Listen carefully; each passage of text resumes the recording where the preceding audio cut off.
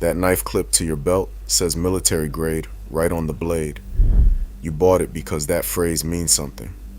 Discipline, testing, the standard soldiers trust with their lives. BladeForums has been arguing about what that phrase actually requires for over 15 years. Nobody there has ever agreed. There's a reason for that. Start with who actually owns the name on the box, because that's the first half of the reason. For decades, Gerber's name meant something specific in the outdoor and military world. American steel, American hands. A knife built out of Portland, Oregon since 1939, designed to survive real use in the field. Then, in 1987, that changed. Fiskars, a Finnish company best known globally for orange-handled scissors, acquired Gerber outright. Fiskars still owns Gerber today, nearly 4 decades later, with revenue in the hundreds of millions of euros a year running through the segment that includes it. Gerber's premium and USA-made lines are still produced in that original Portland facility. Its entry-level and mid-range knives, the ones sold at scale in big box stores across the country, come from contract factories in China. The label changed hands. The trust it was built on never got updated to match. This isn't a theory from one angry reviewer with a grudge. On BladeForums, back in 2006, one member wrote it plainly. Fiskars bought Gerber in 1987, moved the majority of production out of Portland to China in the early 1990s, and it has been crashing ever since, quality-wise.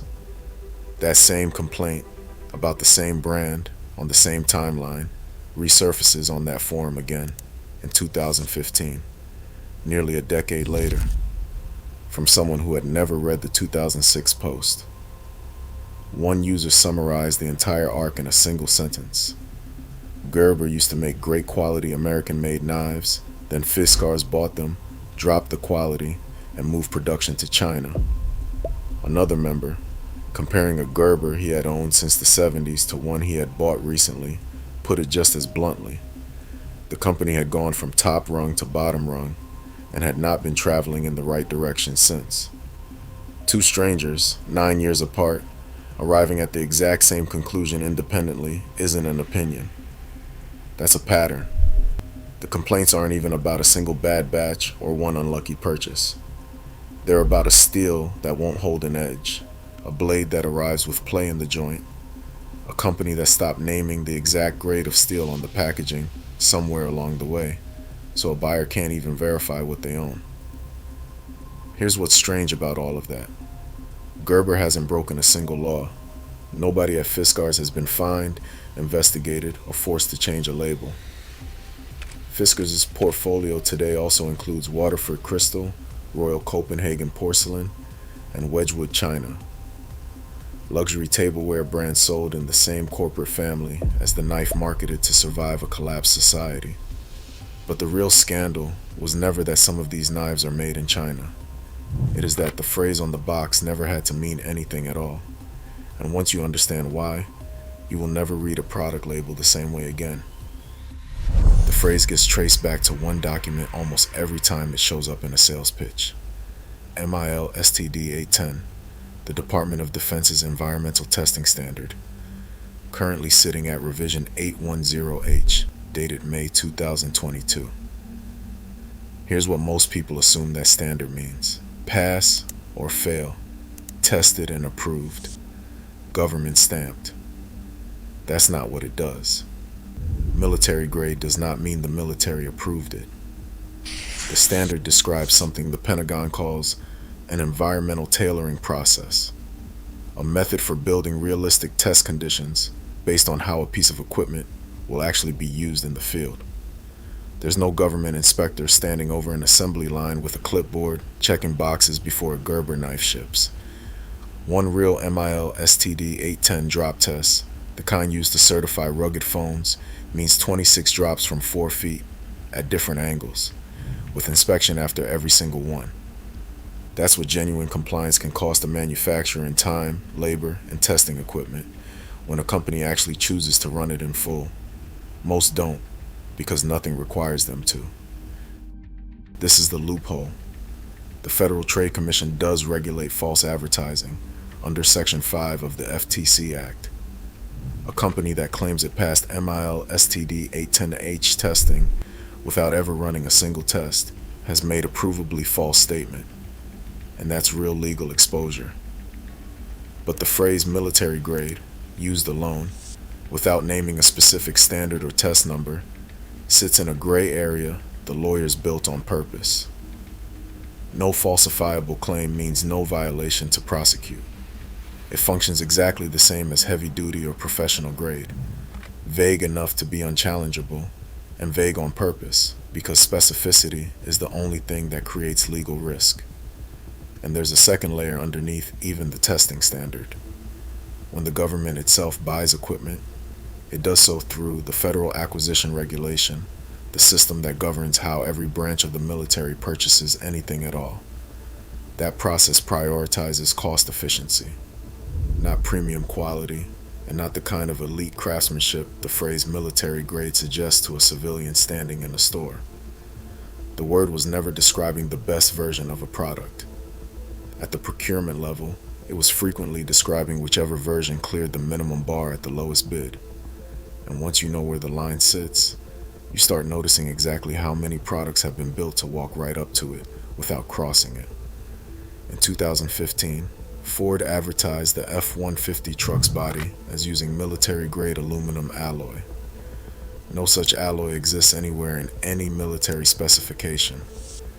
The only real overlap between Ford's aluminum and anything the military actually uses is composition and heat treatment. Phone cases carry the label by the thousands, enough that a single search for the phrase on any major retail site returns results in the tens of thousands. Flashlights get it, eyewear gets it, entire clothing lines get it, coffee mugs get it, mattresses get it, which raises an obvious question nobody in that industry wants to answer. Why would the military need a specialized mattress in the first place? Gerber isn't an outlier. Gerber is just the version of this trick built specifically for people who trust their gear with their lives, sold to a customer who has the most reason of anyone to actually check. So if real operators aren't choosing gear because of that label, who is the label actually for?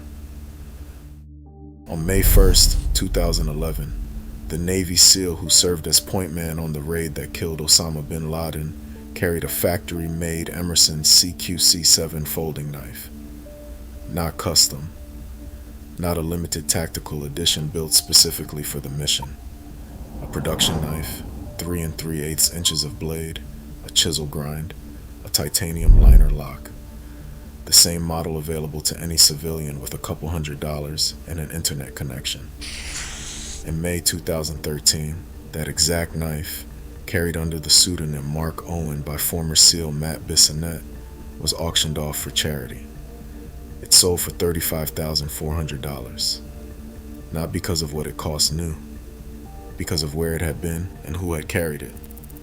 The auction, organized through the non-profit Combat Flip-Flops, raised $76,830 total, split across 5 charities supporting special operations families, including the family of a Navy SEAL who had died in a training accident that same year. BladeForums ran a thread specifically dedicated to compiling what real special operations units actually carry, contributed almost entirely by people who served or worked closely with those who did. One member, describing his own Marine Corps issue during his time in service, listed it out plainly. An Ontario Marine bayonet, an Ontario K-bar clone, a basic Gerber multi-tool, a Benchmade 9050 auto knife with serrations. Another poster in that same thread put it as directly as it can be put. There is no single Navy SEAL knife that is issued or required on a mission. Most operators use whatever works best and is available at the moment, based on personal experience, not based on what a marketing department decided to call tactical that quarter. The same production knife carried on the bin Laden raid shows up across accounts from Army Rangers, Air Force combat controllers, and law enforcement tactical teams, not because any of them were issued it, but because word of mouth inside those communities carries more weight than a label ever could. Whatever works best, not whatever has the word tactical printed across the packaging in a bold, aggressive font. Before we get to who is actually cashing in on the fantasy, sit with that gap for a second. The operators the industry invokes in every advertisement were never the ones being tested against that word. They were never in the room when a marketing team decided a phone case deserved the same 3 words stamped on it as a knife carried into a war zone. The tactical apparel side of this industry tells almost the identical story, just with a different set of buyers and a different set of investors. 5.11 Tactical didn't start as tactical apparel at all. The brand began in 1968 as a climbing pant line under legendary rock climber Royal Robbins, named for a Yosemite climbing difficulty rating. Businessman Dan Costa acquired the brand in 2003 and spun the name off into a dedicated tactical company, partnering directly with the FBI to develop tactical trousers and field equipment. The growth was fast enough that by 2006, the company ranked 211 on Inc. magazine's list of the 500 fastest growing companies in the entire country. In 2007, private equity firm TA Associates took a majority stake in the company. Then, in 2016, Compass Diversified Holdings acquired 5.11 Tactical from TA Associates for approximately $400 million, with roughly 97.5% of that deal going to a holding company headquartered in Connecticut, one that also owns brands like Ergo Baby and Liberty Safe. Not to a law enforcement fund, not to a veterans organization, to a holding company's balance sheet, the same way any other consumer product changes hands. A Finnish scissors company and a Connecticut holding firm. Those are 2 of the entities currently deciding what counts as military grade on the shelf in front of you, and neither one has ever had to prove it to anyone. This industry didn't stay small enough for that to matter quietly. More than 170 million Americans participate in outdoor recreation every year, and the population buying gear built around personal preparedness has grown alongside it, not shrunk. That's the buyer pool this label gets sold into, at scale, every single year. Most of them never once checking who actually owns the name on the packaging. The federal government has already published the research that undercuts this entire business model, and almost nobody's actually read it. In FEMA's own household preparedness survey, more than a quarter of respondents said they believe getting prepared is too expensive to take seriously. FEMA's 2024 National Preparedness Report found something else worth sitting with alongside that number. Just over half of American adults believe they're already prepared for a disaster. Put those 2 numbers together and the math gets uncomfortable. If a quarter of the country feels priced out and barely half feel ready, then a huge share of the people buying premium tactical gear right now aren't actually closing that gap. They're paying extra for the feeling of having closed it. That's a real number from a federal agency whose entire job is convincing Americans to prepare, admitting that cost is the single biggest barrier stopping a quarter of the country from doing it. FEMA's response to that finding wasn't to point people toward premium tactical brands or endorse a single manufacturer. It was a tip sheet, built entirely from citizen submissions collected through their own outreach, where one respondent described putting together a demonstration emergency kit using thrift store finds and dollar store supplies, including a bag, a can opener, a flashlight, and a deck of cards for morale. FEMA's own basic emergency kit checklist, the one published on ready.gov, lists water, 1 gallon per person per day, non-perishable food for several days, a battery-powered or hand-crank radio, a flashlight, a first aid kit, a whistle to signal for help, dust masks, plastic sheeting and duct tape, moist towelettes, garbage bags, a non-sparking wrench or pliers, and a can opener. Every single item on that federal checklist is available at a hardware store or a dollar store. No tactical branding required anywhere on that list. No military grade label appears once. The fear driving you toward a $600 bag is being answered, quietly, by a government agency with an $80 checklist and no marketing budget at all. Nobody at FEMA is trying to sell you anything. Which might be exactly why almost nobody's heard of this list compared to how many people have heard the phrase military grade.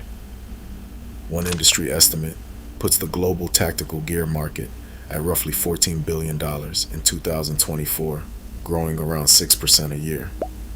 In North America alone, the tactical and outdoor self-defense category was estimated at $6.5 billion in 2025, a figure driven in large part by ordinary civilians, not military or law enforcement procurement. That's not a niche industry anymore. That's a scale of spending large enough to fund the exact ownership structures walked through earlier in this video, built almost entirely on a three-word phrase that costs a company nothing to print and costs the buyer everything to believe. Put that number next to FEMA's $80 checklist and the gap stops being abstract. It becomes a specific amount of money moving from people who are afraid to companies who never had to prove they'd earned it. So here's what you actually buy instead, once you take the label out of the decision entirely. A folding knife marketed as military grade in a sporting goods store commonly runs close to $200. The Morikniv Companion costs $16 and uses Sandvik 12C27 stainless steel, a Swedish steel alloy running 13.5% chromium and 0.6% carbon, chosen for hardness and corrosion resistance rather than for anything printed on a box. One outdoor gear reviewer tested it head-to-head against premium bushcraft blades costing significantly more, and the conclusion was blunt and unhedged. You'd have to spend 3 times as much to find a knife that legitimately outperforms it. Another longtime owner put it even more directly, saying he dismissed the brand for years assuming a $20 knife had to be junk, until he did the research and realized Morikniv makes a $20 blade that's easily rivaled by knives costing $150. That's not a coincidence of good marketing. That's the actual gap between what the label costs a company to print and what the material actually costs to make. The same logic applies past the knife drawer. A radio, a flashlight, a first aid kit, all sold at a hardware store without a single tactical label attached, do the identical job as the versions marked up for looking the part. The function doesn't change because the packaging got louder. The same instinct applies past the specific brands named in this video. Use 4 checks before you buy anything with that phrase on it again. Check the steel type by name, not the adjective next to it. Check the country where it was actually made, not just where the company is headquartered. Check whether a specific test standard is named, with a number attached, not just the word grade floating on its own. And check whether FEMA's basic list, or a real operator's actual gear, or an experienced reviewer's side-by-side test would ever require it in the first place. If the answer is no on all 4, the only thing you're actually buying is the word, and now you know exactly what that word was never able to prove. That fear was never irrational. It just deserved a $16 answer, not a $200 one.